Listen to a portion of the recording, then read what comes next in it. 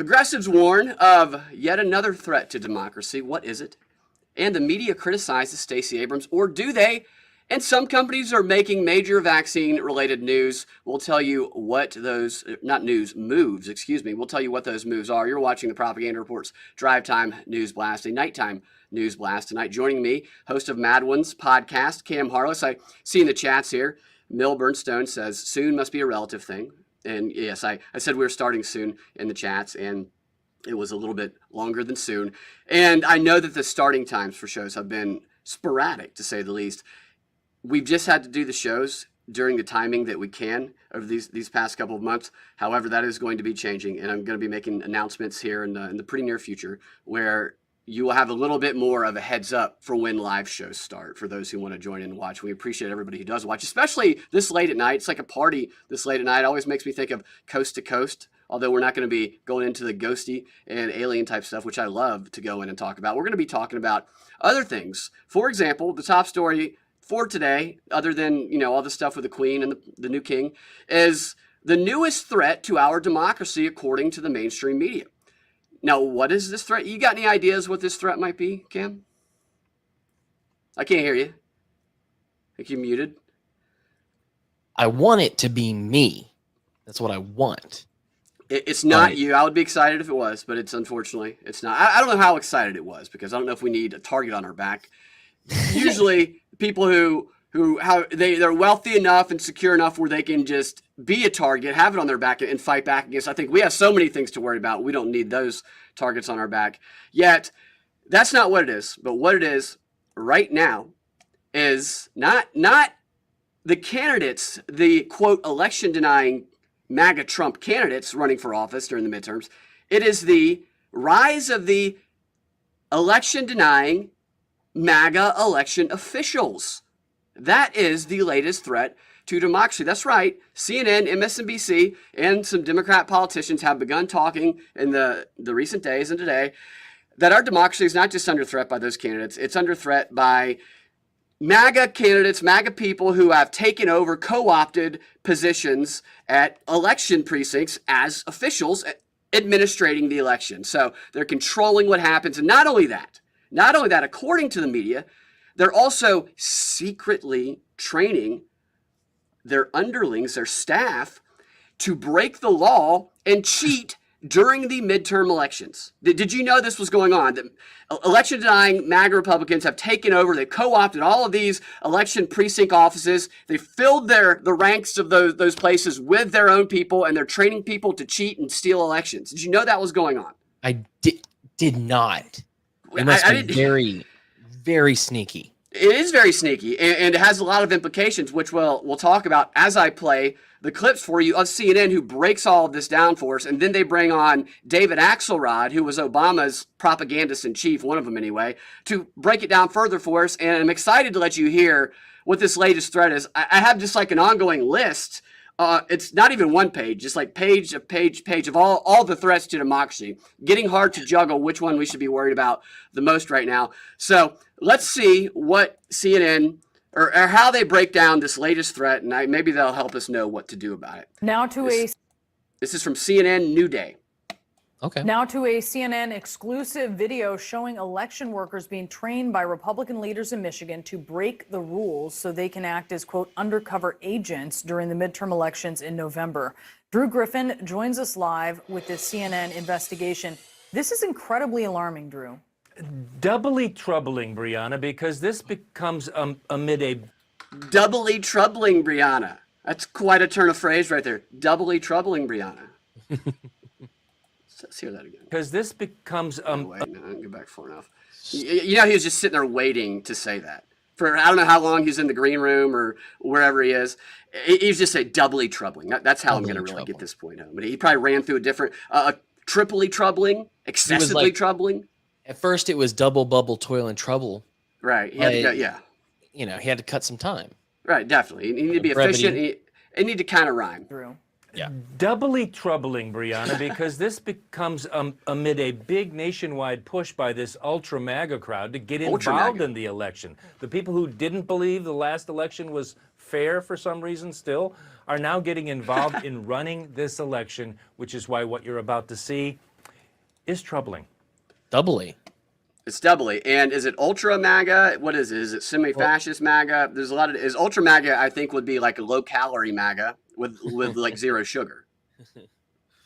Yeah, it was. That was the one they focus grouped. What? Ultra MAGA? Ultra MAGA. Oh, I don't think I focus saw that group, focus group. Yeah, I do. It's interesting to see them do the focus groups, how they direct the questions to get a specific outcome.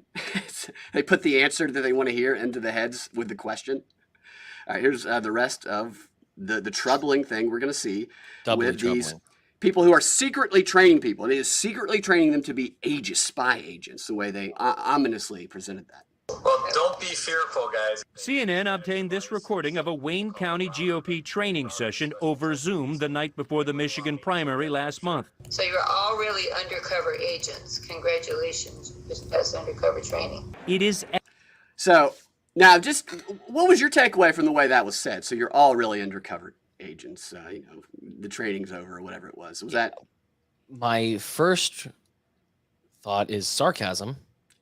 Yes. I think that's the correct thought.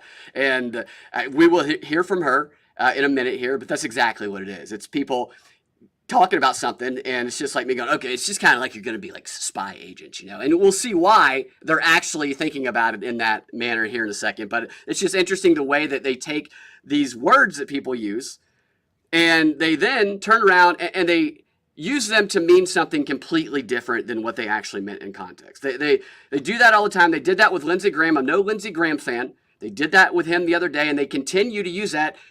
Biden actually uses that in his speeches now. When Graham said that if Trump is going to be indicted, then MAGA Republicans, there could be problems. It could be riots, could be blood in the street. He's worried about that. And the whole context of it was that if he is indicted and no evidence is shown at all of any wrongdoing, and they do that despite the fact of all the Hillary Clinton, and he went through a long list of all the problems the FBI has had, all the bias they have shown, and then he said if they don't offer any evidence, so there was a condition there, meaning that if they do show evidence, then there won't be, that everybody will be fine. And I agree with that. We played clips the other day saying MAGA Republicans aren't going to go to the streets, probably either way, but if they see evidence that Trump is like guilty of something that wrong, then they'll probably be like, right, well, you should indict him then.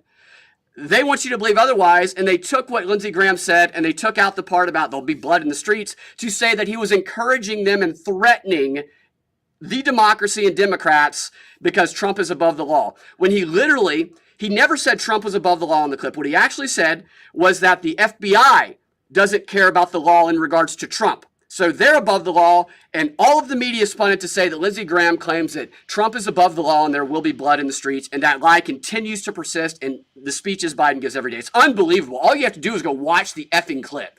I didn't even mean talk about that. It's mind-boggling. This is another example of that right now. You remember when Trump was president or campaigning, and I remember. they said time and time again that he was making fun of this handicapped guy. Right. And it was just like one of the things he does. I mean, like in all of his speeches, there's multiple examples. I got to admit, just seeing it out of context, it did seem that way until you see all the other examples of him doing the same thing. It's just the way he expresses himself.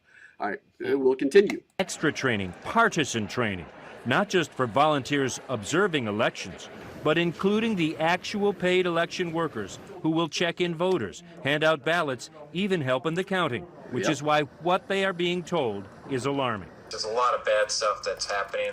So I just want to back it up, and I apologize for continuing to stop this clip, but I do want to point out some of the stuff here. So this was like a minute build-up. We had the host build it up, we had the guy they cut to, and then we have the voiceover, who I think is the same guy that they cut to.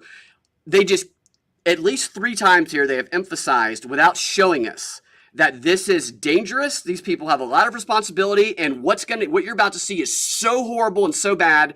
And they've had to do that because without doing that, you have to ask yourself, what conclusion would people draw if they simply heard what we're about to hear? So they have to tell us what it means, because it's about narrative warfare. None of this stuff is about truth or reality. I did the Rockfin show on narrative warfare, multiple ones. There's the narrative warfare books that are written for the intelligence community, and they are very clear in their strategy. Narrative warfare, and that's what we are witnessing and experiencing all the time right now, is unconcerned with facts and unconcerned with truth. What it is concerned with is meaning.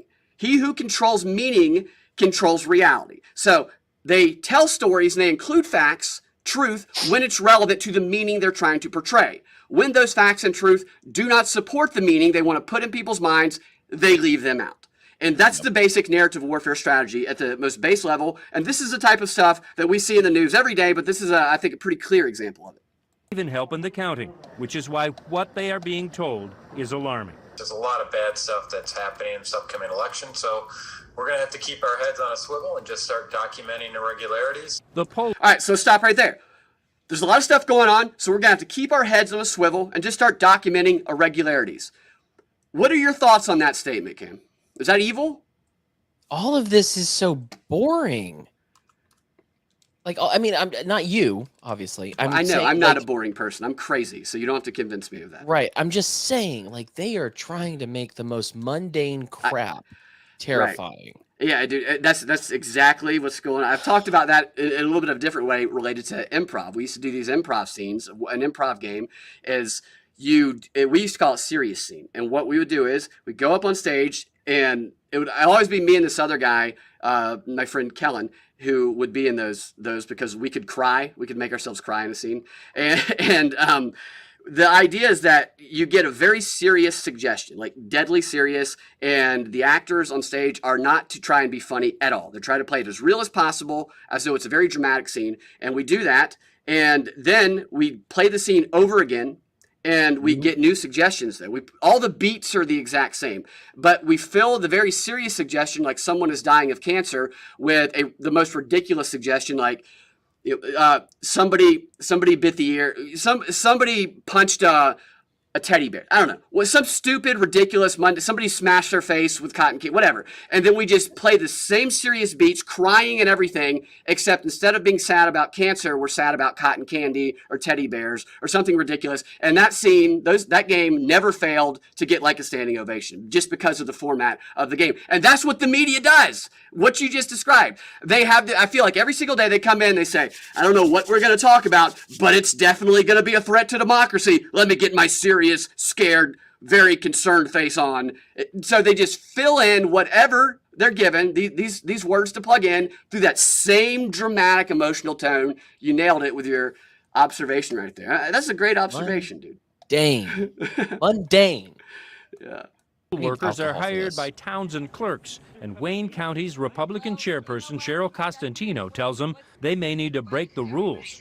All right, I want to take that back because I want everybody to hear that unfettered. But the concept that he gave off here says there's a lot of bad stuff happening. There's a lot of irregularities that need to be documented. So I think that irregularities being documented during an election cycle, that when you just look at it neutrally, I think everybody on the planet would say, yeah, I think irregularities should be documented if they can be. I think I am pro documenting irregularities as somebody who's running a campaign on that platform. Yet the way they presented this, saying danger, danger, danger, this stuff is very scary, and then they play a clip of someone saying, yeah, we need to document irregularities. It shows that context of this is actually a good thing that's being said in this audio, being presented as a terrible, horrible, evil threat to democracy.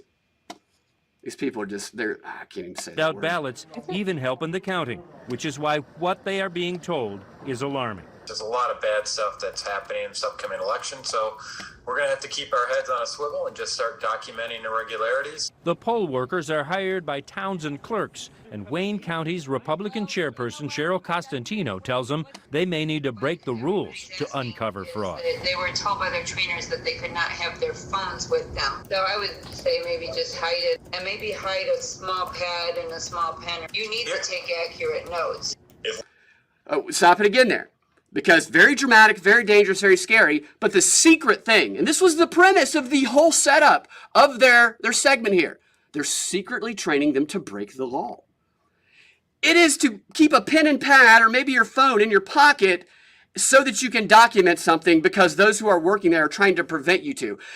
And what I find very interesting about this is apparently leaked audio. In order to obtain this leaked audio, what has to happen? Someone has to have their phone inside the election area, maybe somebody who works there, probably, and then they have to go leak that secret recording to CNN or whoever, so CNN can then claim that these dangerous Trumpian Republicans are telling people to bring in their phones. It's like just extraordinary. The only way they get this effing evidence is by doing the same thing that they're claiming and condemning is just like evil. It's just, I know that they're liars, but I still get very angered by this. God, I'll take a breath. We are observed with a pen and a piece of paper writing on anything. They just said they would ask us that they would remove us. That's why you got to do it secretly. There's the secret. It's a secret covert operation. The primary was just practice for the upcoming midterms, according to Costantino. And it's not just what's being taught, it's who is doing the teaching. Ooh. We think a lot of the monkey business that's... What do you think? I'll let you guys speculate. Who is doing the teaching?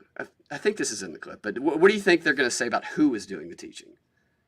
The Secretary of State of wherever the hell they are. No, you're not too far off. I don't know if the clip goes into that, but I'll ruin it for you in case it does. Is the person who's doing the teaching is someone who is an election denier. That's why it's scary. Oh, I see. Yeah, Yes. Terrifying. What's being taught, it's who is doing the teaching. We think a lot of the monkey business that's happening is happening at the vote aggregation location. That is election denier Wait. Patrick Kolbeck. Yeah. Vote Co-led this aggravation training location? Oh, aggregation. Never mind. So the locales where they're aggregating the votes and stuff like that. Yeah, I thought he said vote aggravation it's location. Yeah, well, it could be the same thing. So the other day, I think it might have been the show earlier this week. I was going through some of this is a not newer, but it's like I think 90s propaganda literature that it is written by. Sometimes they're used in schools, other times they're just written by people like Bernays and used by the elites. And it's all a lot of it's very simplistic stuff that we all understand, but they just put a clear definition on it. And it's like, okay. And I find it's helpful to go through that stuff sometimes. And what I went through was the name calling aspect of it, the demonization, which all of these sides use. They all completely use it. And it's this right here is just the most blatant, obvious, over the top propaganda tactic that you see. And that is the name calling to poison the well about the person that you're about to talk about so that you can then poison the well about the information. Because if you can demonize a source, then you can demonize anything that person ever says and get people to not believe anything that person says. So they do this all the time. I mean, we've all seen it. But just regularly, well, the person telling them this is election-denying MAGA Republican. So right there, just trying to just poison the well on anybody. It's just so stupid. I dislike these people strongly, not reaching hate. I don't hate people. But it's about as close as you can come to that in this circumstance. He's a former state senator who wrote a book called The 2020 Coup and has a blog filled with debunked conspiracy theories about voting machines. He spread so much disinformation about the 2020 election, he got this cease and desist letter from Dominion, the voting machine company, saying, "You are knowingly sowing discord in our democracy, all the while soliciting exorbitant amounts of money." All right, well, first of all... He's appeared on Steve Bannon's show and with the My Pillow guy, Mike Lindell. We did see evidence that it was connected to the internet. There is no evidence any voting machines were connected to the internet in the 2020 election. But Kolbeck is still asking Republican poll workers to check. There's this little icon down the bottom right-hand corner. And what I'm trying to do is to see whether or not these machines are indeed connected to the internet. Kolbeck refused to speak to CNN. Yeah, so I don't know. These are claims that they're. The thing that's interesting to me about all of this is what's going to happen if there's people that believe this, and this is kind of what I was getting to here, is if you buy what they're saying here, that these people are doing something secret and illegal to try and rig the elections, which what they're describing is actually just note-taking to try and make sure there's not irregularities, you would believe that all of these elections where these people are working are already compromised, and the only outcome that you would accept would be an outcome where all Democrats won. Because if any, quote, MAGA, or mainstream Republicans, if any, quote, MAGA Republican were to win in any of these districts where election-denying MAGA Republicans are running the elections, then they would automatically disbelieve it all. So they're creating a situation where after the midterm elections, we're going to have a number of Democrats making almost the exact same identical claims about the election being stolen from Democrats that Republicans, MAGA Republicans, have been making since 2020. It's extraordinary, the cycle that we're going to see yet again. We go from 2016 election denial to 2020, quote, election denial, which there are questions about it, by the way. They're already setting up election denial. I know. That's what I'm saying. They're I setting it up on the other side, but it's going to be acceptable. That's what's going to be hilarious. It's going to be acceptable, and the media is going to promote it. And instead of getting kicked off for talking about it of YouTube, which we might very well have been kicked off of YouTube at this point by now, because I did put it to YouTube today, you might get kicked off for criticizing election denialism after the midterm elections. It's just a brainwashing, mind control thing. And I did see a comment here from, I think it's from Zach. Zach, you said you've identified a new syndrome coined the reverse derangement syndrome. If you could describe what it is in there, I'd love to see more about what it is. I know you mentioned something about covering both sides of it and stuff, and we do try and cover both sides of this as much as possible. And sometimes we might not. I like to focus on a lot of the lies, and people on all sides use these tactics. I'm not isolating these tactics to any one side. I just really dislike this segment right here. I just need to say two things. Go ahead, yeah. First thing, I don't know who this Zach person is, but we're gonna fight. I think you know who it is. So here's the deal. I did not like the comic book The Boys. Very briefly, I think Garth Ennis is a crappy writer, and I didn't like it, and I got so much crap for that. That's all. And he's taken up for Garth Ennis. Give me a break. I don't know. So Garth Ennis writes the comic book? Yeah, he wrote The Boys, and he wrote Preacher. Yeah. I'm not sure who. Shock crap. I'm sorry. So he wrote that. A lot of people see The Boys as kind of attacking both sides. Is that what he's referencing? You think in the chats that Garth? No, I think he's just trying to get in. He's just maybe he's messing with you a little bit. I hear you. All right, and so let's continue. That's what I was going to say. Yeah, because he mentioned reverse election reversal or whatever, and I was just kind of Googling if this is something these are terms being used. And the first thing that came up was Vanity Fair in April. Yeah, where Bess Levin said Team Trump is simultaneously trying to reverse the 2020 election and lay the groundwork to steal the next one. Right. Yeah. Right. So that's just, I think this is funny personally, because it's just like at this point, if you're still buying into this narrative, whatever, like you don't realize that they're trying to divide us and conquer us. They don't want us seeing, like, uniting and realizing they're the ones lying to us. Then I just don't. It's really difficult. It's anybody who buys all of that just needs to get off of their computers and go outside and interact with human beings on a more personal basis. Because when you can flip that narrative, 2016 to 2020, back to 2022, and literally just say the exact same thing that you just claimed was a threat to democracy and evil, and people don't stop and question that, then they are brainwashed. They are fully, the brainwashing operation is complete on those people, in my opinion. Here's the rest of this clip after this beautiful sunset we see in this image here. Very beautiful. Why did she tell election workers to act like spies? To kind of reframe it and make it more fun and interesting, I said just, instead of causing a bunch of scenes and things like that, just write it down, just kind of be like spies and let me... Does this woman look like a threat to democracy to you, Cam? She doesn't. The only thing she looks like she's a threat to. Are you ready? Don't make a fat joke. How dare you? Why would you think that I would say? Because I had one go in my head and I censored myself. I would never say that the only thing she's a threat to is every cake in the universe. Yeah, you can't go. I would never say something like that, Brad. Come on, you know me better than that.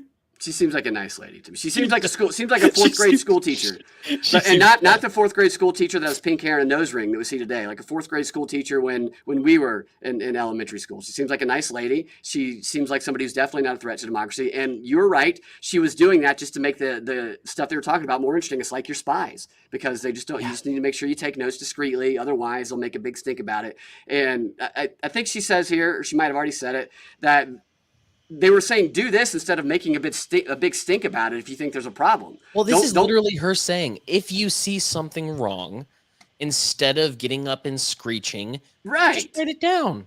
And it's like hilarious to me because the very thing that they're condemning here is something that Indivisible and Stacey Abrams whatever the Get Out the Vote campaign organization she's running today, or just started, Shell organization, is training people to do, is this exact thing. You know what this is called? And I mentioned earlier, when you document problems that are going on inside a place that you work and then you reveal it to the public. Well, what is that called? It's called a whistleblower. Right. Well, I was going to say dog whistle is what they would call it. They might call it that, but they literally teach people in these indivisible training sessions to go get jobs at places that have conservative leaning values. And they tell them to be what's called entrepreneurs. And there's a whole bunch of articles on this in the World Economic Forum. I played some clips about this concept probably about a year ago or so on one of our Rockfin breakdowns. And they teach them to specifically get jobs at organizations for the purpose of causing a ruckus, of doing a Saul Alinsky within there, and documenting problems, and then being either a whistleblower and outing that company and then using wokeism to get them to bend the knee, or causing a stir and trying to unionize a company. I mean, they literally train people to do far worse, these tactics, and then far worse. I get emails weekly about training sessions teaching you to do this very thing. And it's just extraordinary. And most people don't realize that. Most people hear this who are watching CNN. If it's anybody other than people that hate watch CNN, I think most of their audiences are hate watchers.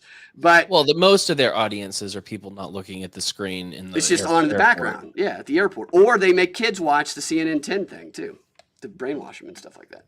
So yeah, these are tactics they use all the time, and they had to use these very tactics to get leaked audio. Just the logical fallacies here are extraordinary. Let me know what's going on. Yeah. All right. Let me know what's going on. What's going on? She's a sweet lady. What's happening in Michigan is happening across the nation. Attempts are underway to make sure the ultra-MAGA run the election process, from poll workers all the way up to candidates for Secretary of State and Attorney General. Trump attorney Cleta Mitchell has led seminars in 8 swing states, all under the presumption Democrats cheat. CNN caught up with her in Wisconsin. That we'll be able to make sure that there's another set of eyes going on, watching the ballots, watching the voting, watching the process, knowing what's going on in the election offices. They claim that the 2020 election was the most secure election ever, and all of the things that these people are saying to do are in the name of making sure the election is secure. And they're saying it's wrong to do it. Yeah, if it's true that it's so freaking secure, show us everything.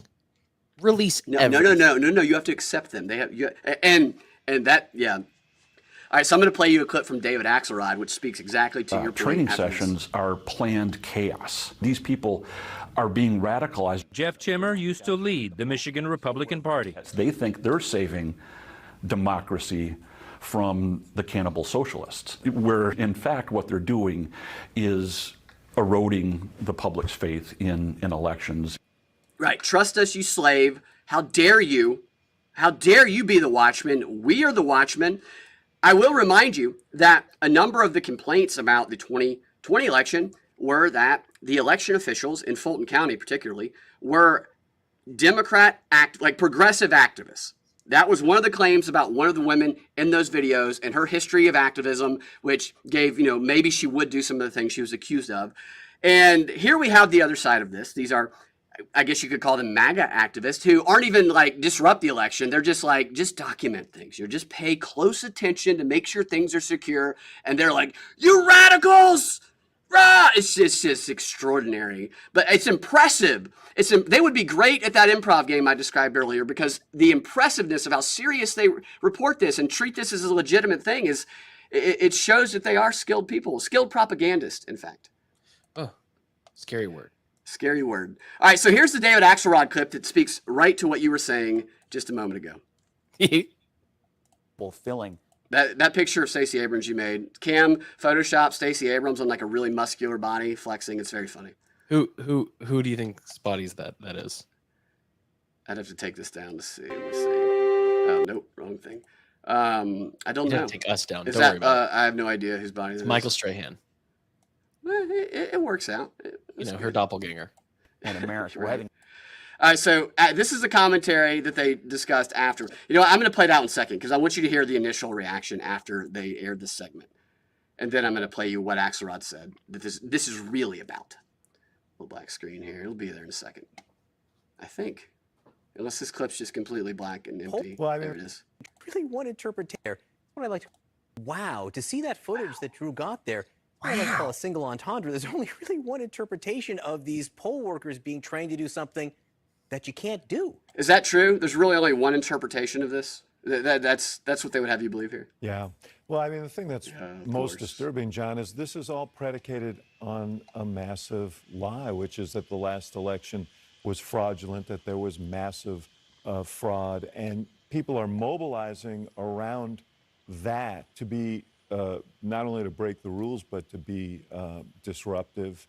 Of course. And this is a virus in our politics. It's a virus in our election. I mean, the lady literally said, we told people to take notes and not be disruptive, just to document discrepancies, and he's saying the exact opposite. System and this is and Obama's the fact that propaganda. So many, and good people can be misled. 70% of Republicans saying the last election was in some way fraudulent. I would agree. Good people can be misled, and many have been misled by that man right there. That man is not a truth teller, ever. And this, he reveals here what it's really about in this clip. Axelrod does. Great. The clip freaking jolted out there. Let's try that again. All right. Now I'm going to remove this. I don't know why StreamYard's been doing this lately. Let me get this out of here, and then... Well, we need to Yeah. eventually move to me running it out of OBS, because at that point I'll just push a button And it'll just go right in. from my stuff. Yeah, that would be easier. It's been glitching lately here on StreamYard. I don't know why. Here it is. It'll be up right 1 second. I believe it'll be up in a second anyway. If it's just a black screen, then it will never be up. And it looks like it's just going completely blank here. This is unbelievable, StreamYard. It used to be so reliable. I used to rely on Stream. Oh, there it is. There we go. They don't want to and do the citizens who so I worker shortage. That's weird. What the F, dude? So I worry about, can we get enough, citizens who want to be engaged to do these jobs and do them correctly? Partly because they don't want to be intimidated or targeted for doing their jobs. But the heartening thing isn't just the end of that report. The heartening thing is we did have a certifiably clean election. No election has been more scrutinized than the 2000 election. So, and that's because of people all across the country just doing their jobs, just following the rules. Well, just doing your job. It's important. Let me ask just you follow both. the rules. Just do your job. Just follow the rules and shut the F up, slave. Don't take notes on discrepancies. We will focus on that. You're a slave. Do your job, follow the rules, and get in line. That's what this is about. That's what these people in his kind of soft-spoken voice, about, just like Barack Obama used to do, will talk about. These are tyrants right here.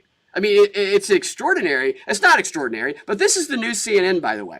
The new CNN that gains reputability by having a former Barack Obama propagandist on to soft pedal what is just strict authoritarianism and what he wants to happen. Well, I just wanted to yell BS. It's total BS. Middle of that. Yeah. This is the most scrutinized election in history.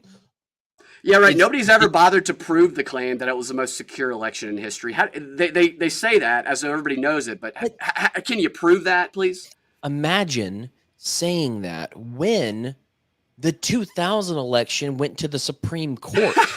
That's a great point. Right. That's a fantastic point. These are not serious people. No, that's a fantastic point. That's hilarious. Yeah, so, and they even brought that up in some of these segments too about, well, they say that this one was screwed. And they say, well, here's why it's different than that one. That's ridiculous. That's a false equivalency to compare it to the 2000 election, because there weren't people actually trying to stop the peaceful transfer of power. Hey, man, these are two separate things. One's an election, and the other's an election. Yeah. You cannot compare apples and oranges like that. I mean, that's like saying that kicking you in the balls and then kicking you in the balls again is the same thing. One of them's different than the other. Wow. All right, that's all on that story. That is what to look for. That's what to look for. So here's what we're going to see. I think there's going to be chaos after the midterm, leading up to and after the midterm elections, and on the day of specifically. There's going to be chaos. We're going to see muscular Stacey Abrams making statements for democracy, protect democracy. I hope everybody is safe. I hope nothing bad happens to anybody and everybody stays safe. But when it comes to the rhetoric and the aftermath of these elections, it's just going to be chaos, man. We're going to see these Democrats, if these quote election denying MAGA Republicans win, they're going to have the elections invalid again. And I don't know what happens after that. What happens when they actually treat that argument that right now they're saying makes you evil, when they treat it seriously and legitimate? What do they do to the candidates that win office? And that's what I'm curious about, because there is no doubt going to be, quote, MAGA Republicans who, quote, denied the election or questioned the elections, what they really did, and there was legitimate reasons to. What do they do with them when they win? Are they going to allow them to be in office, or is that where the break in the country is going to be, so to speak? I don't think it's going to be physical. It's informational, in my opinion. There will be some people that lash out. I just hope everybody stays safe with everything they do about that. But I am interested to see how this all plays out. What do you think? You got any predictions? I'm just so done with this nonsense. I just wish that this stuff could get dumber. Yeah, but we've hit the floor. We've hit the floor. But and that is so. I even wrote my notes. The Democrats are the party that cries wolf, because we have reached a point where people are just going to get numb to the sensationalism when everything is literally a threat to the planet and democracy, even as Joe Biden said the other day. At a certain point, there's diminishing returns. People stop believing it. When it's like when you call everything racist and nothing is racist, because nobody can believe you anymore. And I'm not even going to go into the Duke BYU story. Some of you guys might be aware of. I was very suspicious about that story because the Duke, there was apparently a fan, I'll just briefly talk about it, who shouted the N-word at a volleyball player, a Duke volleyball player who's black. And this was announced on social media by her mom, her stepmom, or her godmother, who has a history of kind of radical activism. And the story had all the elements of being a fake Jussie Smollett-like story, because there was literally no evidence other than the one volleyball player. And I didn't report on that because to me it seemed eerily like the story of the 10-year-old that got raped and then had to go across state lines and get an abortion that they gave very little detail about, that was then propagated. And then later, after a bunch of people questioned it, they then gave the evidence to make those people look bad and evil who questioned it. And this story, there's been further details come out that's it almost seems like it's 100% definitely a hoax, but I'm going to wait to talk about it because I still think there might be another shoe to drop here. I'm starting to feel like the Duke volleyball racism fake race hoax story is kind of a setup. So we'll see where that goes. Do you remember, God, when was it? I feel like it might have been a couple of years ago now, maybe a year. But there was in Colorado, there was a baseball game. The Colorado Rockies have a mascot named Dinger. Yeah, I did. I do know that story. And somebody was shouting Dinger over and over again, and they like threw him out, said he was shouting the N-word. Yep. Yeah. Same thing. Right. Yeah. Yeah. This one, the thing is, the person that they kicked out, they said did it, was, according to the police officer who had a long conversation with the guy, was someone who was, he described as having a mental handicap, as having like extreme Asperger's. Is that Yeah, I don't know. Well, yeah, the Asperger's, they don't, just so you know, they don't use the term Asperger's anymore because That's what the cop said. Yeah, that's what the cop said. Yeah, but yeah, it's just autism spectrum. You know why they stopped using Asperger's? Because of this sounds weird. Well, no, it's because the guy Asperger who like coined this idea, which I believe he thought it was some form of schizophrenia, right. Was a Nazi. I didn't know that. Wow. Yeah, let me verify. Yeah, but yeah. So the officer like spoke to this guy a lot, and when he was describing what the guy said, it was like, it sounds. I mean, I knew some people. I knew a guy in college who had autism and is a very unique, or he had what the officer describes as Asperger's, and is a very unique individual. And the way this person was described as speaking seemed very similar. And they looked at all the evidence, they looked at all the video footage, and they interviewed like 50 people, BYU did, and they could find no one to validate what the volleyball player's stepmom claimed about someone shouting the N-word out. And I still am not one. I still am worried there's going to be another shooter drop there. You don't want that to ever happen. That's a horrible thing for somebody to do. And if somebody ever does that and shouts stuff like that at a game, they should absolutely be removed and condemned. They should be banned for life if they're going to games or anywhere and just shouting the N-word out at somebody. That's a horrible thing to do. But if it's a lie, and the idea that it was misheard, possibly, but the player is pretty adamant that it wasn't, and none of her teammates are coming forward. I'm wondering if other teammates are going to come forward and validate it after all of this has come out, because Duke is now saying that they stand behind her, even though BYU is saying they investigated it and they have reinstated that fan. That person can come back to games now after being banned, and it has caused this controversy. And there's news articles that are saying that even if you question that story at all, despite the fact that no evidence has been presented and it's actually been looked at, you are racist for even questioning it. And then there's stories about how the University of South Carolina basketball team went as far as to remove BYU from their schedule next season because they won't play a team that allows that to happen with their university. And BYU, with Mormons, Utah, easy to say are racist, a very easy person or group to demonize there. And I mean, that's another school with no evidence. In fact, after an investigation showing that it's making it seem like it didn't happen, taking a basketball game away. And on top of that, what we have are news stories in the aftermath of that of the same thing happening at high school volleyball games, of students chanting the N-word and chanting other things. Now, I haven't looked into those. I don't know if those are true, but if they are true, and I actually believe those might be true far more than this one, the fact that this story could very well be, I don't know if it was made up, misheard, whatever, not true, has spurred actual racism and horrible things to happen in high school students. That's the problem, is you manifest this reality when you make this BS up and make people think it's persistent. And that is, what a horrible thing to model and then trigger. Now, these students that did this, if they did it at this high school, if they did, they should be absolutely condemned, and they're young, and they should be really taught that that is not a good thing to do. I'll be honest, even if they did, I don't care.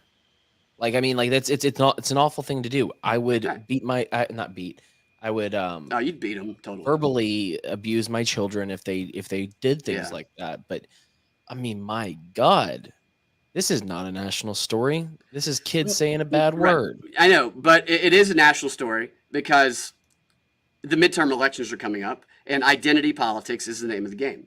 And this is how you get this conversation back into it. Now, again, I'm still worried that even though they did this investigation at BYU, I wasn't even going to talk about the story today, but even though they did the investigation, I am still not convinced another shoe is going to drop because it seems like a setup. I'm weary now after that story of the 10-year-old girl in Indiana and having to travel where they intentionally left out details because they were baiting people to question it because they want to demonize people who don't just believe it. They want us to believe them with no evidence. How dare we ask for evidence? Well, you're supposed to. We're the authorities, slaves. No, I'm sorry. They want to They want to make it racist to ask our masters to give us poor little slaves evidence of the wrongdoing they claim. That's what they want to do. Okay, so right. Real quick, just to clear up the thing about Asperger and the Nazi thing, because it's something I'd heard.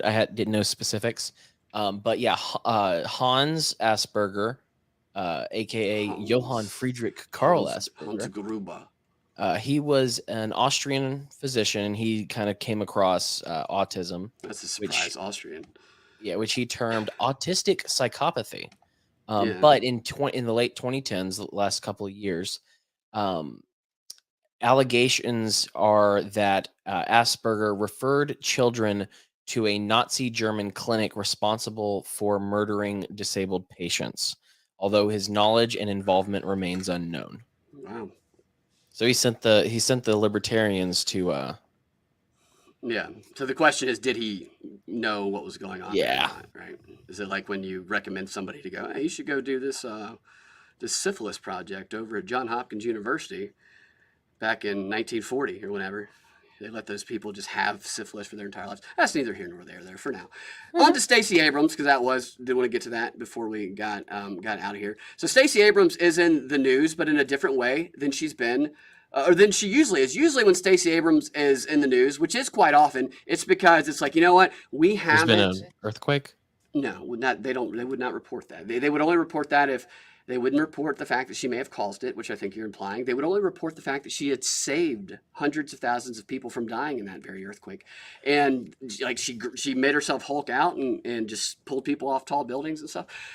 They put her in the news instead of the normal glorifying, treating her like Queen Stacey and talking about how wonderful she is, to criticize her, which is very, very rare, especially when it's done by the New York Times. Now, the New York Times has historically just been a mouthpiece and promoted Stacey Abrams to no end, shamelessly promoted them. And this story that does offer criticism of her is in the New York Times. Now, the headline of the article is Democrats fret as Stacey Abrams struggles in Georgia governor's race.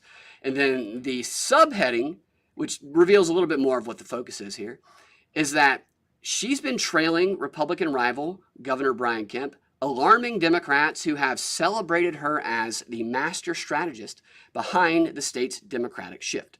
So you guys probably remember that after Biden won, there was a lot of talk in the news, especially MSNBC, CNN, and on social media, Twitter, about how Biden won because of Stacey Abrams, that her strategy, her new strategy alone is what swung it for Joe Biden, and he owes his presidency to her.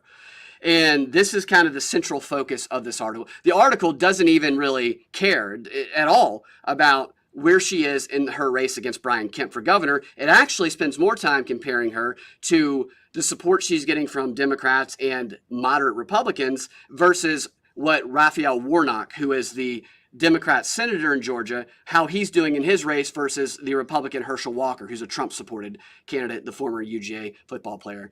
And I thought that was interesting. They were comparing her to him. And what they were doing was comparing the strategies. Now, Abrams' strategy has been, and she advocates this, to just expand the electorate, to get as many people as possible. Specifically, she targets young African Americans to vote. She does these crazy get out the vote campaigns. They literally go to bars and they get drunk people to sign up to get out the vote, and they offer them all. They do everything possible up to vote harvesting that they can legally do. It just unbelievable. Flirty fishing? Do what? Do they do flirty fishing? Like, what is that? Flirty? They show breast and stuff? Is that what you're saying? So, sorry, I would have. I thought you would have known who David Berg was. Okay, so there was, I think it's called the Children of God cult. Joaquin Phoenix's parents were a part of it. River Phoenix, that makes all of that. Sense, actually. Yeah. But the leader of the cult was a man named David Berg, and David Berg was a freak. And the way they gathered people into the cult was by doing what they called flirty fishing. And so the young men and the young women, either way, whatever they could do, they would go out to the bars. Oh, they send honeypots. Yeah, they would have sex or flirt a lot with these people just to bring them into the church. I'm not going to say that she does, but when you look at the strategies that she does, people would do that even if they weren't instructed to. They target people. Abrams can't. It's extraordinary what her campaign was able to get away with when it comes to getting people to vote or getting them registered and then getting them to actually vote. I mean, it was like literally, we will pick you up on the day of and take you to vote. We will pick you up on the day of the Republican primary and take you to vote for Brad Raffensperger. I mean, they were driving people and they were going to get drunk people. It's just crazy. This is why every election is fraudulent. So I'll say that at least up a little front. bit. Yeah, definitely. But here's the deal, though, is they used to do that and they used to have to offer rides. But in 2020, those people were mailed ballots. Right. They didn't have to get off their butts at all. I know. Yeah. And it was like, so, I mean, I wish no one would vote, but at the same time, it's like you really see how that killed it for them, dude. They got what they wanted. So right. Of course, I remember seeing my parents' ballots come in the mail, and of course I didn't do that, but I could have easily just taken them and filled them out for whoever I wanted. And, I could have said it was lost in the mail. Or I think anybody could do that when a ballot comes to their house, depending on who lives in the house. She went around Decatur, and this was a stunt, but she went around with Oprah in Decatur, knocking on doors. They probably knocked on like one door with Oprah, and they made it seem like they went on a bunch, and they just filmed it on TikTok. And it was obviously a plant, somebody who knew Oprah was coming. It would really be hilarious if they tried to do it naturally, have her and Oprah knock on somebody's door. And it was like, my buddy actually lives in Decatur. He's surrounded by a bunch of Stacey Abrams, vote for Stacey Abrams signs, and he is not a Stacey Abrams guy. So like a situation like that where they actually knocked on his door, that would be hilarious because he would oppose it very excited with a lot of animation. But that's not going to happen. It's obviously all set up. And so that's her strategy. Her strategy is to not go. So the typical strategy apparently is to try and win over moderate Republicans. And that is apparently what Warnock is doing. He is not doing what Abrams is doing. And he's even apparently being a little bit reluctant to even go on events with Abrams, although he's done a few. But it's, do we continue to try and be more moderate, or do we embrace Stacey Abrams, who they say in the article is the kind of the progressive face of the party, and apply her strategy? And what do we do moving forward? And so all of this mirrors what we've seen go on nationally in a number of ways. So I've talked a lot about CNN is going through this massive trust building effort, which was handed down by Davos, who said the public does not trust the elites. We trust each other more than ever. The public trusts us less than ever, and the distrust in us is growing. They hate us. And they literally said, they didn't say that part, but they said all the other stuff. And so they put out an initiative. It's like 12 different panel discussions focused on this. It's in the title that the institutions of control need to rebuild trust in society so that they can then control the information and control perception. And CNN's been doing that. We've seen that obviously. And the way they've been doing it is they've gotten rid of the faces of their network who people most associate with that progressive, that fake news idea like Brian Stelter. And they have started to have their anchors, Brian Stelter. I don't know that name. Is he on TV? Yeah, well, he'll be back. He'll probably be on MSNBC somewhere. You'll get to see him again. And the way that they're changing this is they have, so Brian Stelter's protege still works at CNN, and he works in the media department, and he goes and does stuff on other shows, and he writes for the newsletter and everything. He just does the same thing Stelter did. He's just doing it in a little softer, more indirect way. And then they have people like Jake Tapper reflect the feelings of, quote, mainstream Republicans, as Biden puts it, and ask the questions that a mainstream Republican might ask when something comes up that just seems too, they're no longer being over-the-top radical. So when something blatant and crazy comes up, they're often saying, but what about this?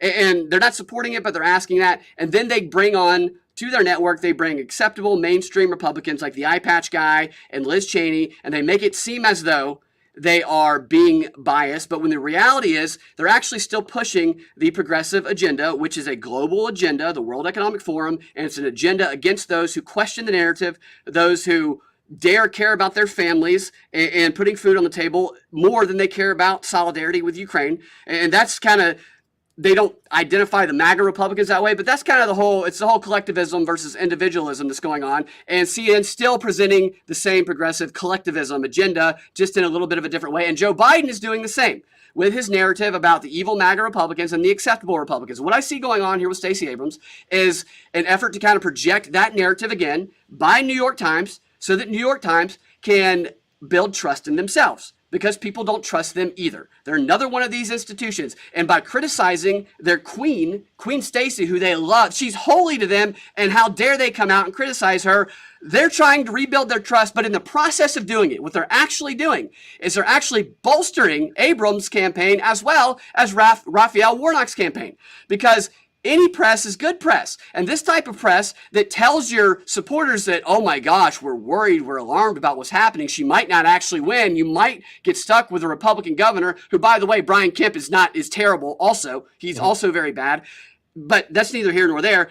It gets them off the couch. So these types of reporting, while they seem critical and help them build trust in some people's eyes, they're actually in service of Stacey Abrams. Stacey Abrams' people were quoted throughout this article, meaning that they actually worked with them on this article. And Stacey Abrams okayed it. I have no doubt about this, because Stacey Abrams has actually taken a story that I broke on WSB back in 2018 when she ran, that no one else in the country had broke, about how she burned a flag after she led riots through Atlanta, destroying the community that Spelman College is in, that she went to at the time, leading the Rodney King riots, with an activist group that she started that advocated for violence. This is in the AJC archives. I've showed it and I talked about it in the show, and I played the clip of her mom boasting and laughing about how people don't know that her daughter, the governor candidate, burned the flag on the Capitol. And I'm not going to go into all the details of that. I'll do that another time, or maybe I'll just make a specific video of that. But after I broke that on WSB, and no one had broken, because I looked at the trends and the searches, it hadn't happened.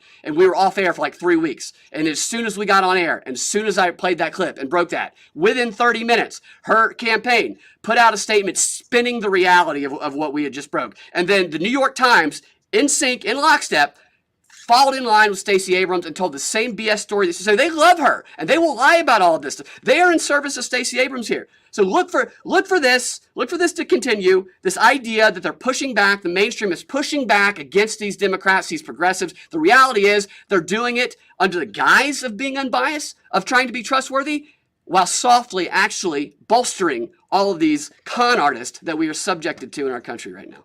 They're all bought. This is all corporate nonsense. I thought you were going to say bot, like they're all bots. I was like, yeah, they're bots. Yeah. You can't tell anymore the difference. I just decided just to be a little dramatic and bring out a different microphone. Yeah, it's like you're about to go do a TED Talk with the way you got that microphone in your hand right now. Now you're going to sing a rock band.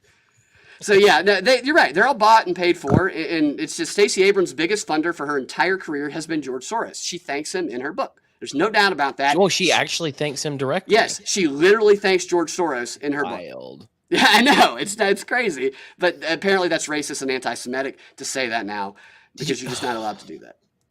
It's just like, Hitler was evil. How dare you say that, you anti-Semitic? What? How does that make sense? Well, it's like, I forget what it was or who it was about, but there was a story not that long ago when someone had criticized George Soros and got canceled. Well, the narrative around it was that the Holocaust survivors aren't even safe these days because Holocaust survivor George Soros, blah blah blah, and it's like, okay. It was the most thrilling time of his life. Yeah, they called him. So that's another example of that name calling, except in a positive way. Say, Holocaust survivor George Soros. How much time did he spend in one of those camps? A lot? Or did he actually go around with his father? Or on his father's, he let him do that, go around with Nazi soldiers, identifying people who were Jewish, who then ended up in some of those camps. I'm not sure which one it is. You can listen to his own words. YouTube, if you're thinking about censoring us for that right now and cutting the stream off, you should listen to George Soros' own words in his interview, talk about this and talk about how it was the most thrilling time of his life. Because that's what I know he's young, but he's also just a bad person, in my opinion. All right.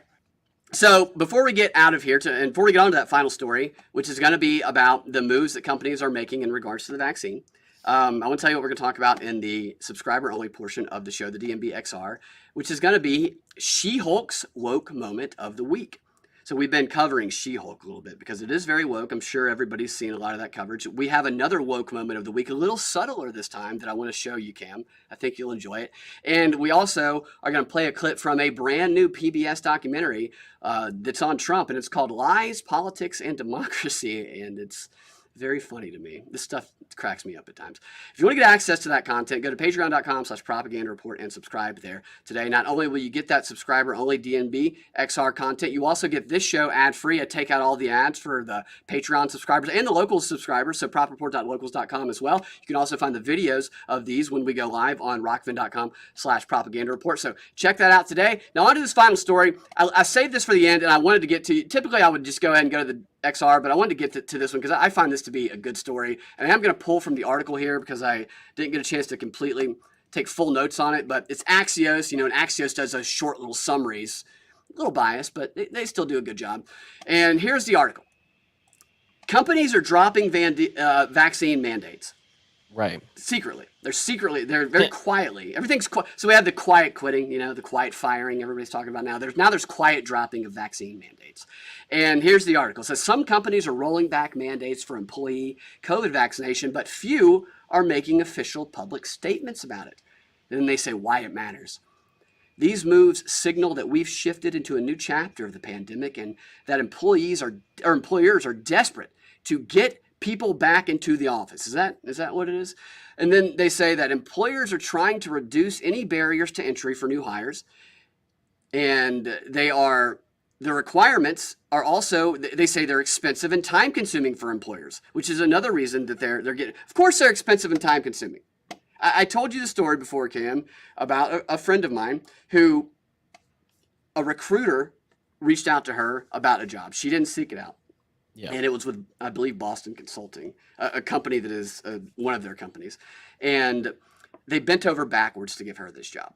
Like the initial offer, she said no to.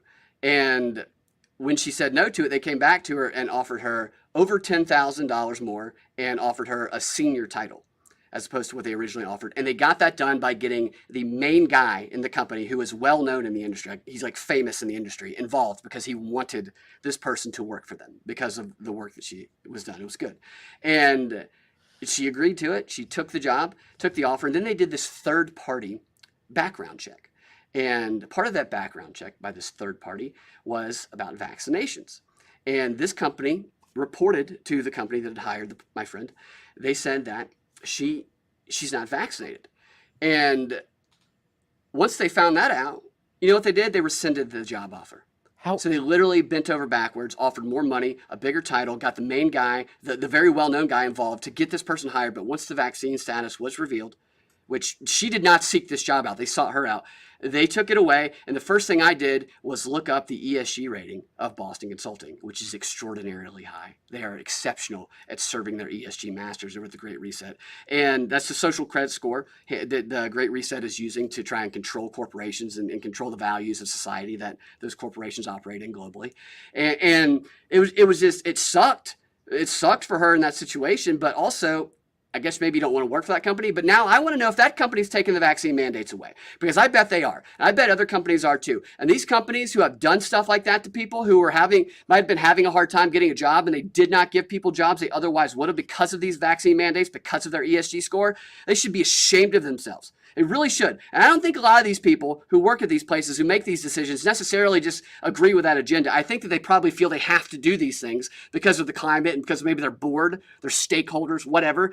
And the lives they have affected by trying to impose this vaccine mandate on people, they need to sit down and have a serious reflection. Maybe open the Bible, Kim. I know you're an expert of the Bible, and read some passages, read some philosophy, and reflect on the type of human being that you are, because you are despicable if you're taking jobs away from people because they're not that. The job, by the way, that she had taken away from her was 100% remote. It was 100% remote, and they rescinded the offer because of the vaccine mandate. Now these companies are taking them away. It's good they're taking them away, but F you, man. What a crock. Unbelievable. They need to come to Jesus moment with something. I hope that this wakes people up. Some of these executives, these people who run these big companies, I hope that gives them just a moment of clarity where it's like, what have I done? What am I doing with my life? How am I affecting people? Letting Klaus Schwab, the most evil, like the only thing's missing from Klaus Schwab is the effing cat crawling across his shoulders. It's just unbelievable. They need to step back, and I hope this wakes them up. Maybe it will. I am very white-pilled, very hope guy. You know this. I know, me too. Yeah, I am like super hope too. Even though but when it comes to these corporate people, the ones who shut down entire companies, who just made hires. I have a friend. His brother was a drug addict. Yeah, and the government brought drugs to his house for him or something. No, I wish that'd be kind of cool. But no, his brother had given up drugs, and he was starting essentially like a new life. He was doing very well. He was very excited about this job, was going to finally make some money that he could do something with. He could change his life with, right? And COVID happened, and the corporation that sucks, man. Took his job. Man, that sucks, like that. Dude. Did he fall back into?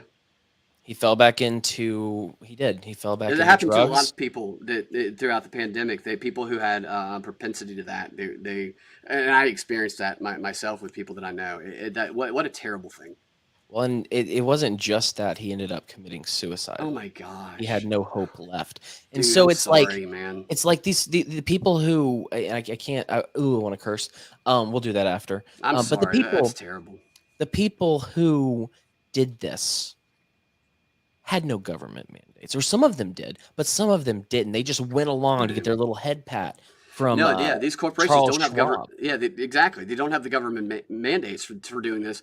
It's that ESG score, and it's BlackRock and Vanguard, who are these billionaire companies, like the wealthiest companies on the planet, who are pretty much seen as evil by just about anybody who knows anything about them, who are using the ESG funding to control them. So how do you get a company to operate against their own interest?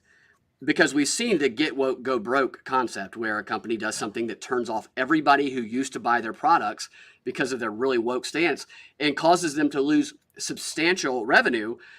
How can you convince a company to sacrifice all of that? Well, you can give them more money than the revenue they lost through ESG investing, like BlackRock. So while it looks like they're getting woke and going broke, the reality is not for all of them. For some of them, they just lost too much where the investing, it didn't cover it. But some of them, they were fine. So it was okay that they screwed over their loyal customer base and lost all the revenue because they were in the pocket of BlackRock and Klaus Schwab getting paid more. Anyway, I think, Dick's Sporting Goods is the example of a company that got woke and actually didn't go broke. They lost their customers. I think the weird thing about it, that Amazon. Amazon also has Bezos and all his money to help prop them up. Well, no, but I mean, look at this entire situation. They are woke as hell. Totally. That you talking about that show? I don't even know. I haven't watched it because I can't speak to that. But Rings of Wokeism. Yeah, in general, they are woke as all hell. Like, I remember I was doing some of the little delivery things for them in my spare time to try to make a little extra money because of COVID, and I didn't have as much money as I. But they were able to funnel almost all of the profits that were given to brick and mortar mom and pop stores for decades into their coffers because people didn't want to leave the house anymore. Right. Like I said, you had this guy who committed suicide, who fell back into drugs. You have all this stuff. These are people that chose to kill people. Yeah. In a very real sense. But at the end of the day, after they figured that out, after it's been made very clear everywhere that the lockdowns didn't work, that these things didn't work, and all of the mental illness that came for people who no longer saw other human beings because they lived in a 120 square foot crap hole in New York City, like it's a giant social and medical experiment. The whole thing was an experiment. They do these experiments on unwilling. The papers for the trials for the Pfizer vaccine, I read them. I read through the trial requirements. And the old people who are vulnerable to it, who might have comorbidities if they were to die, multiple issues, who were the most vulnerable, were not allowed to be part of the study. So the studies they conducted were only on the youngest, most healthiest people. And then they turned around after getting their efficacy grades at Dr. Fauci, I ate a bowl of cigarettes for breakfast this morning. Now I'm going to go kill a bunch of people with the vaccine. So he was able to promote that number that they got from the youngest, most healthiest people after a very short period of time evaluating them. And then they turned right around, and the first group of people they gave the shots to were the very older people who were vulnerable, who were forbidden from being part of the trial because of the risk to their health. The trial was the effing rollout of it. We have been part of an experiment. Here's what I'm trying to highlight here is I think that I'm not black-pilled at all. No, I'm not either at all. But what I will say is a lot of times people are black-pilled purely because they have certain expectations and certain hopes placed in the wrong things. All together. That's a lot of what's going on. It's like someone who actually believes the government's going to save their life, protect them, give them whatever. This is nonsense, and you will be disappointed every time. You will be black-pilled eventually. But that's not what you should do. That's not what you should be a part of. Right. These corporate ding-dongs didn't learn after they killed people. They're not going to learn now. And expecting or hoping for anything with these monstrous humans is just going to lead you to a place where you're disappointed. And I don't want you to do that. No, I don't do that. I'm not disappointed No, I know. in I'm black just pilled at yeah. all, ever. No, I'm saying I just see a comment the from Zach royal here that you. no, totally, it's related. I think it's related. Zach says that I think the best way forward would be to illuminate the Stockholm syndrome and mental abuse the corporations are doing to them, which is, yeah, that is very true in a lot of instances with corporations. But I guess we can go with the narrative telling MK Ultra freaks that they're winning everything they'd ever dreamed of. I hope I didn't convey that, because I don't think that they're winning everything at all. I think this story about the companies walking back the vaccine mandates, I think it illustrates that the ESG, because the whole control mechanism of this great global great reset is ESG. I mean, that is the staple. That's the linchpin. Without ESG, the Great Reset fails. It 100% fails. They have no chance. And I think this is a quiet, because they're not reporting it, these corporations, because they probably were told not to make a big stink about it. This is an indication that their ESG scores are going to drop, because the whole reason that they did the vaccine mandates, that's why I told that story about my friend, was to pump up their ESG score and get that ESG investing. By doing this, by walking it back, they might lose that investing, which is great. Who I don't care. They're great. Lose all that investing, but their scores are going to go lower. They will, actually, because they do try and bully these companies. I've been following this very closely. They try and bully these companies. What needs to happen is more corporations like this. It needs to be known. That's why I want to talk about this. People need to know they're walking it back, because the more exposure this gets, there's tons of exposure when companies were putting in the vaccine mandates because they were trying to create a bandwagon effect and get other corporations to jump on board. There needs to be just as much exposure to the horrible decisions they made, but the companies that did put those mandates in and that are now walking them back because they see how horrible that it was. Because that also can create a bandwagon effect that will ultimately topple the whole operation, and ESG will fail, because it is not a control mechanism that works with basic human survival instincts. It requires humans to operate against our very basic survival and put standing with Ukraine over putting food on the table. And people just aren't going to do that unless they're totally melted in the brain. And I just don't think people are like that. And I think we're seeing that with stories like this. ESG failed, and that's why I'm celebrating this story. The funniest part of the story to me, go ahead. Celebrating, but your microphone went out. I'm hearing a weird echoey thing. I think your computer switched microphones there. You switch that back, and I'll read you what this article says that I thought was funny. It says, there's a risk that dropping these mandates would make some workers less willing to mingle with their colleagues. So the idea being that they're going to bring people back in by taking the mandates away, but that's going to cause people who wanted the mandates to leave. Yeah, right. That's hilarious. There's going to be 0 people that leave because of that, is my prediction. It's such a stupid takeaway from that article by Axios. Now, you can test your mic. 1 second here. Cam is doing a mic testing. Yeah, I'm a white-pilled guy, by the way. I do appreciate comments. Like, I want, if I ever come off as black-pilled, I do want people to tell me, because I'm not. I understand that, for me, like, I read this stuff all the time. I do know it can be overwhelming and just dark sometimes, and I am not affected by it in that way. I kind of look at it. I see that I think exposing the cons for who they are, I think that is empowering. It's always been empowering to me, because I think that it brings down these illusionary barriers that society, through their propaganda, has built up, that makes us think we can't cross through these barriers and achieve certain things and have success in certain ways. I think all of that is related to propaganda, and I've always been empowered when I've recognized their BS and shed light on it, and then it helps me and some people I know that I've worked with kind of walk through those illusionary barriers. But I do want to know if I ever come off as black-pilled, because I want to correct that, because I am not a black-pilled person. I did a whole show about how I think that simply having hope in the future, simply looking at the world in that way and seeing the opportunities to overcome this, because there are so many ways to overcome this. Like, we just have to realize what they are and what they aren't, and recognizing and having hope about that is in and of itself an act of resistance, because the whole program they're putting on, the whole program, this is documented in every freaking propaganda literature that's been written for 150 years, is demoralization and divide and rule. If you can demoralize the enemy, the targets, then you don't have to be big and strong. You don't have to dominate them and win. They just think that you would. And so they don't even fight. And that is the whole idea of blackpilling people. So blackpill is a dangerous thing that serves the global Great Reset agenda, and I'm adamantly against it, and I do not ever want to come off as though I am black pilled. I don't want anybody else to feel that way, because simply having hope and simply seeing the cracks in their operation is their worst fear. Because asking questions and recognizing there's a path forward to overcome all of this, which there absolutely is. I personally think they're failing gloriously in a lot of this. Not in certain people and groups they're winning, but overall, I think their operation sucks.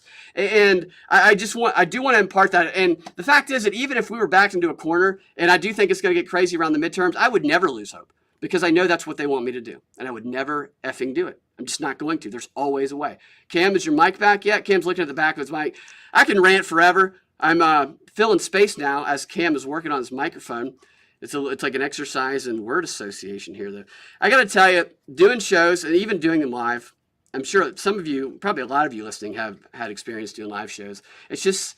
It's so different than the way they might do it on ESPN. Not ESPN. Yes, ESPN. I was about to say CNN and ESPN came into my mind. They are kind of similar, but they have so much of a production staff, and everything is kind of done for them. And then you see people like Chris Cuomo do a in his house podcast as though he's like us, when you know there's 18 people behind the scenes doing it. It's a lot more difficult for those of us who aren't mainstream to get all the technical aspects of it correct, because there's just some unpredictable things sometimes. Cam, are you back?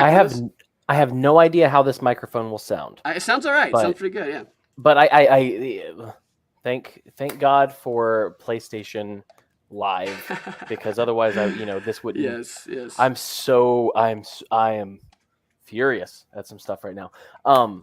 Okay.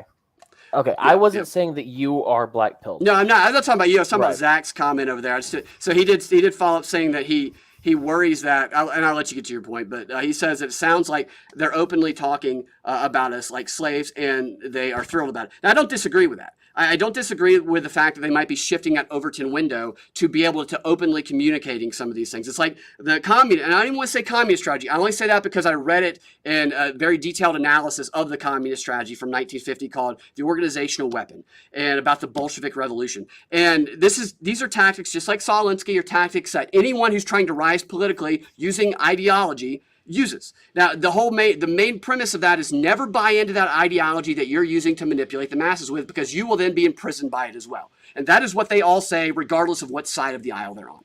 I mean, they're really just all working for the same thing at the highest level anyway, the people with cats on their shoulders. But yes, they are trying to shift to that. But what I am seeing, and the whole Stacey Abrams thing, I didn't even get to this part of it, but Stacey Abrams this is another hopeful thing. She is losing ground among black men in Georgia.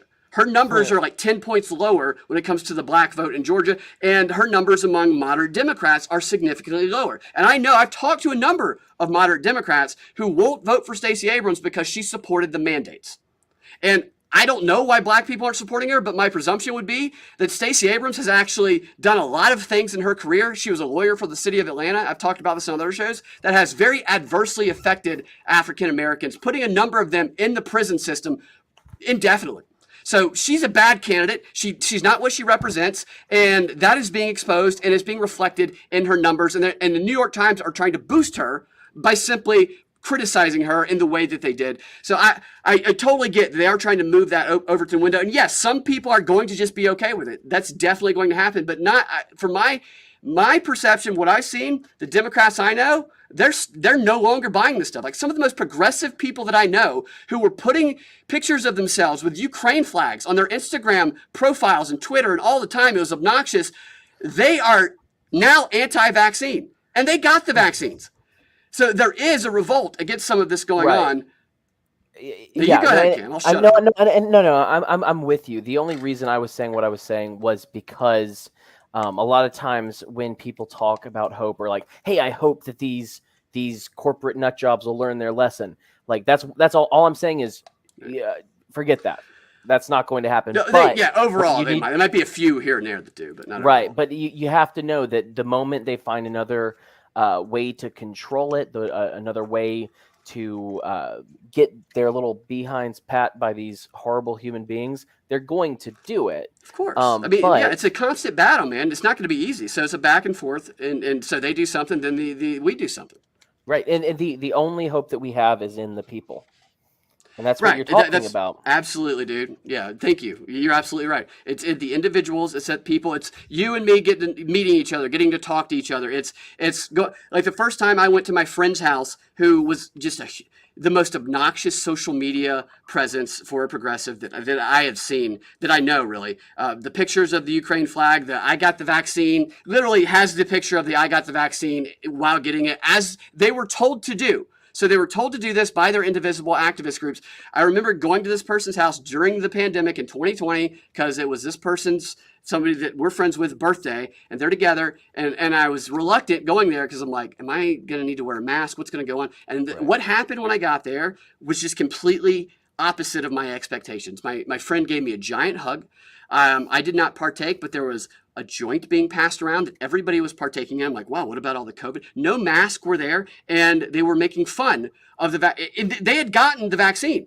And they were now making fun of all of the raving and all of the psychoticness of people just being so devoted to. And mind you, this was like one of the biggest progressive demonstrators of the vaccine stuff that I know, and their perception had already changed. So those individual that changed my perception of them and of other people I've had conversations with. It's made me more confident to go talk to people that I think might be on the other side of this, because I've started to discover that they're not. They're actually not.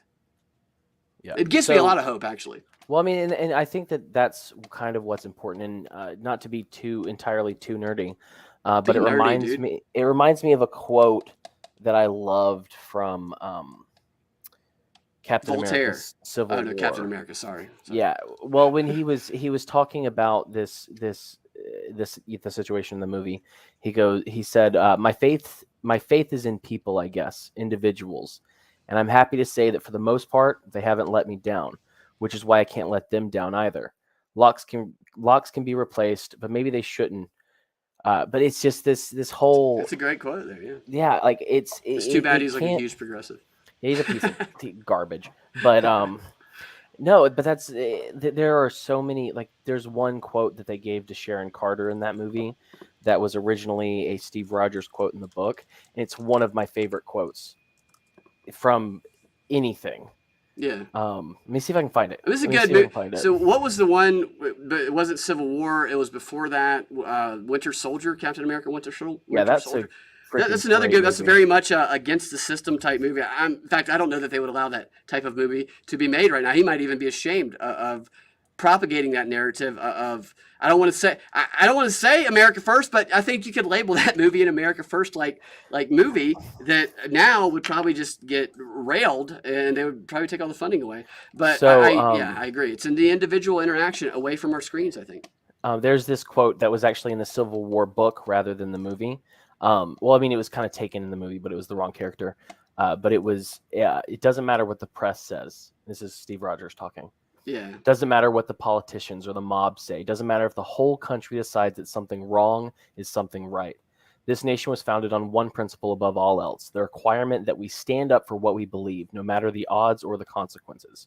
When the mob and the press and the whole world tell you to move, your job is to plant yourself like a tree beside the river of truth and tell the whole world, no, you move. Yeah, that's good. That's good. Love it. So what would be really funny is if Trump started using that to open his campaign rallies. You know how mad that Chris Evans would get on Twitter if he started doing that. They'd start denouncing it. And again, I sometimes think this is all WWE. Maybe they're buddies. I have no idea. One more comment here, then we'll go to the XR.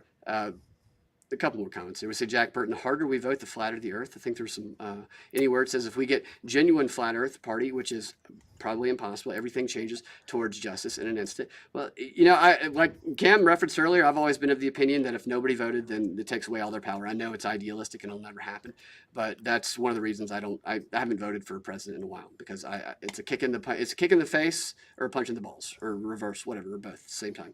So local level, though, I will support local level people if I like them. And I've always been of the opinion, too, it's like people are like, just vote Democrat or just vote Republican. I'm like, I'm not going to vote for somebody who I don't know anything about, because I know, because I've studied propaganda for like over a decade now. I know that one of the tactics is to go, if you seem like a character who is likely to get Republicans to vote for you, even if you're a Democrat, you're going to be a Republican candidate. That's how they place these people. These people are placed. often, especially at the national level. And so I'm not just going to randomly vote and assume because someone says they're a Republican or a Democrat or a Libertarian that that's what they actually are. And I'm also not just going to randomly vote for somebody with an R or D or an L by their name if that person could very well have some pedophilia or something in their background. I mean, what if you just randomly vote all of this, R, D, L, whatever, and then it comes out that half the people you randomly voted for without doing an ounce of research are all in a pedophile group? Like, wouldn't you just feel, so no, thank you. I'm of the opinion that you shouldn't vote at all unless you've done some research. I don't vote for races that I've done no research in because I don't think that I should. I don't think I'm entitled to. Well, it's like, I agree with that a lot. But one of the things that I'll say is with the Libertarian Party, I can't remember the guy's name off the top of my head, but there are two people that are in the LP that are running for different offices who have been caught for sexual predation. Really? Yeah. I mean, this is it doesn't. So is it valid? You think? Is there evidence against? I know they do. He was in prison. That's, oh my gosh, really? Yeah. So that's interesting. What's the person's? Well, we shouldn't say their name. I'll figure it out and I'll tell you offline. But no, it's. There's no winning when that's where you're putting your hope. If you want to vote, do it. I don't care, but I'm not going to. And it's there was this situation. I think maybe it was the last time I voted, which was in Alabama. So I haven't voted since 2016. Yeah, I think. I have your voter records right here. That seems correct. I don't think I voted at all since then. But the last time I voted, maybe in 2018, there was a ballot measure in Alabama. And the weird thing about Alabama is it has this awful and large constitution that is ever growing, right? Yeah. And everything's put up to a referendum, essentially. Everything's put up to a vote. And so you're sitting there and you're voting for like your city council members. You're voting for your freaking local county judge, your sheriff. And then at the same time, I, who do not live in Bay Minette, am voting about Bay Minette's school funding. I shouldn't vote for that. And I didn't. But it's like, this is the world we live in. They're just going to hand you a thing, and half the people who haven't done the work are just going to circle things. Totally, dude. And that's why these one-on-one conversations are important. And dude, I've had success in getting people to question things, dude. And I don't try. I'm not trying to impose an opinion or a belief on somebody. I try and just ask questions or ask for evidence or more explanation when certain assumptions or just blanket statements that I've seen repeated in the media that I got in my indivisible talking points. Whenever I hear something like that, I just ask for explanation. I'm very kind about it. I smile because the people I'm talking to are my friends. I love them. There's nothing anybody could do that would make me ever do anything bad towards them because they're my buddies. We just disagree on things. And so I that's how I talk to them. I don't talk to them the way we see politicians in the media talk to each other, because that's not going to get you anywhere. All that stuff does is tribalism, divide and rule, and it prevents people from actually using their cognitive thinking skills, and it keeps us in an emotional driven state where we just want to get the opposition. And I oppose that greatly, especially when I'm having one-on-one conversations, because I genuinely want to find out if they were to give like actual evidence of their position that changed my view of it, then I would be open to having my view change. And I try and give them the same respect. And my friends also give me respect when we have conversations about it. And I've had success because simply asking questions and revealing information that they have previously been unaware of has caused a number of people that I know to be a lot more skeptical of the media they used to trust indefinitely over anything that, quote, the right or Republicans or whatever they didn't believed. And same thing with people who are, I did the same. My friends would get mad at me, okay, because I would do that to friends of mine who are, not do that to, I would just use the Socratic method and talk to people respectfully. Yeah. Who identified as progressives or Democrats. And I would also do that to my friends who were kind of hardcore Republicans and just 100% buying into that. I'd say, no, wait a minute. That's all. No, I can't. I have to do this also here because I also disagree with what you're saying in a lot of these instances. And at first, a few of my friends bristled because they're like, wait a minute, I thought you. I'm like, no, dude, I'm not on neither side. I'm on neither team. I accept no label. I want to just ask questions, and I want us to be cool and come to a truth together and realize that it's not each other that are against each other. It's them that are against us, and this fighting is what separates us.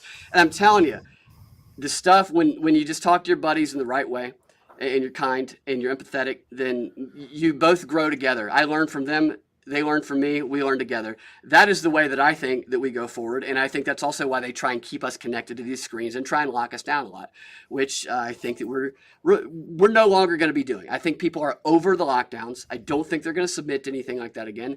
I honestly think in a world that's crazy right now, and again, it's going to be crazy around the midterms. I do believe that. I think that there is a lot of reasons to be optimistic and hopeful for what's going on, because you have to remember, if things are going in our favor, good, then what's going to happen is it's going to get no coverage.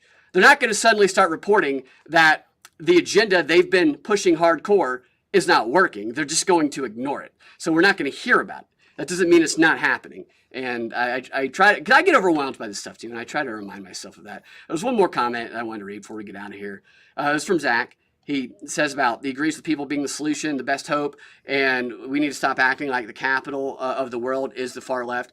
And I agree with that. And I struggle sometimes because I've also had the stuff coming in my head all the time of how to talk about which group and certain groups of people, because I don't ever want people who are listening who might consider themselves to be left or Democrat or liberal or whatever, or Republican or conservative, to think that I'm talking negatively about them, because I'm not.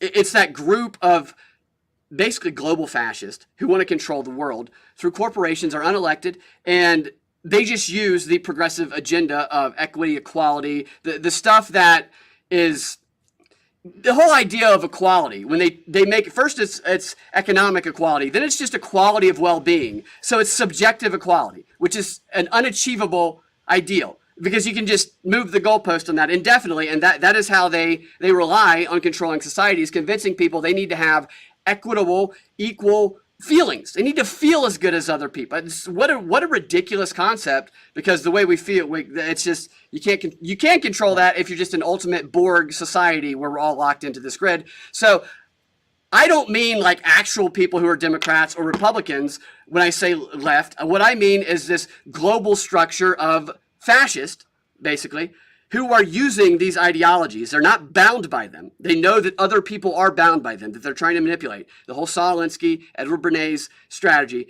They're not bound by them, but they know that it's the best way to organize people, which is what Leninism was based on. Leninism, communism, when they realized the communists read the appeals were too strong for people, they said, we're going to go underground and we are going to co-opt. Deception is the name of the game. We will use their ideologies that they cannot break free from to control, manipulate, and take over them. And those are the ones that I'm talking about. So I do apologize if I ever use a term or label that wrongly assumes that the people of that label are aligned with these global fascists. I'm talking about these global fascists. Right. Well, I did want to read one more. Yeah, go ahead. I've already blown through the timing of what I said the show was going to be, so we'll just keep rolling. Yeah. So after this we can do the XR and talk about the Hulk. Yes, the fun stuff. So Zach said, I think that might be BS. I know one of the libertarian guys was put in jail running for president. Oh, wow. I think he's talking about Kokesh in that instance. Maybe multiple times being harassed, and then they overthrew a bunch of old GOP cucks. I would look into that more. It's not one of those people that you may have heard of. It's one it's much more of a local race. But he is tied into one of the factions in the Libertarian Party, and like I saw his mugshot, I saw his rap sheet, because I needed to look into it myself. Yeah. So what I'm talking about is I verified that. It's just it's not blind. Oh, I heard. No, I this guy, he touched someone. Right. It's unfortunate that, usually you do a background check for a job, and if you've been discovered to have touched someone inappropriately like that would automatically eliminate you. We're sorry. You were a great candidate. We were going to give you this awesome position, but our background check found that you diddled some kids a couple of years ago. So we're going to have to go ahead and not offer you a job here. But if that's like a politician's job, it's like, we found you diddled some kids. Would you like to be governor of the state? We'd like to offer you this position. Would you like to be the new king? Yeah, we'd like for you to be the king of England. That's another story for another time.